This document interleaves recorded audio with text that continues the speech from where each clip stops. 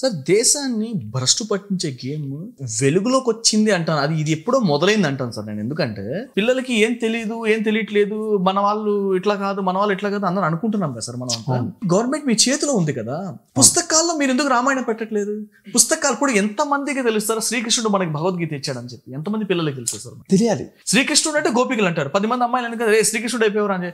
ఎంత దారుణం సార్ ఇది. Negative presentation. శ్రీకృష్ణుడు is a science book. Exactly. ఇప్పుడు భగవద్గీత చూసుకుంటే దాంట్లో ఎన్నో సైంటిఫిక్, అసలు మనిషి సెట్ అవ్వడానికి భగవద్గీత సరిపోతుంది సార్.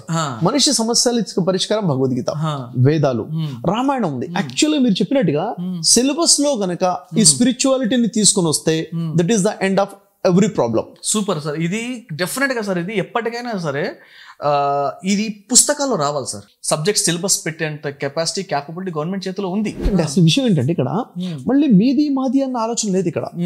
ఇక్కడ ఏంటంటే ఇక్కడ నిర్బంధ విద్య ఏదైతే ఉందో అంటే ఖచ్చితంగా ఇది చేయాల్సిందే అని కాకుండా ఇక్కడ భగవద్గీత ఉంది, బైబిల్ ఉంది, ఖురాన్ ఉంది. 3 గ్రంథాల నుంచి మోరల్ వాల్యూస్ ఏవైతే ఉన్నాయో, ఈక్వాలిటీ ఏదైతే ఉందో ఇది సిలబస్ లో పెట్టాలి. సబ్జెక్ట్ ఏదైనా మానవుల నడవడికి మంచి అంటే అది ఏదైనా తీసుకురావాలి.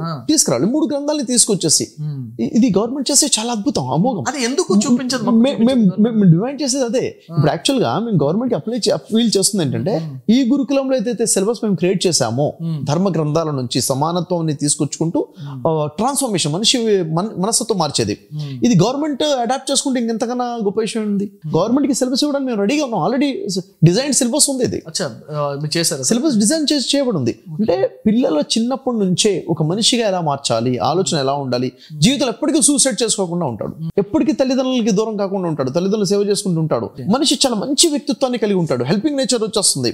ఇలాంటి వ్యక్తిత్వాన్ని బిల్డ్ చేసే విధంగా ఏదైతే ఉందో ఇలాంటి సిలబస్ ఉంది. ఈ సిలబస్ ఇప్పుడు మనం ఇస్తున్నాం. గవర్నమెంట్ చేయాలి, వాస్తవమే.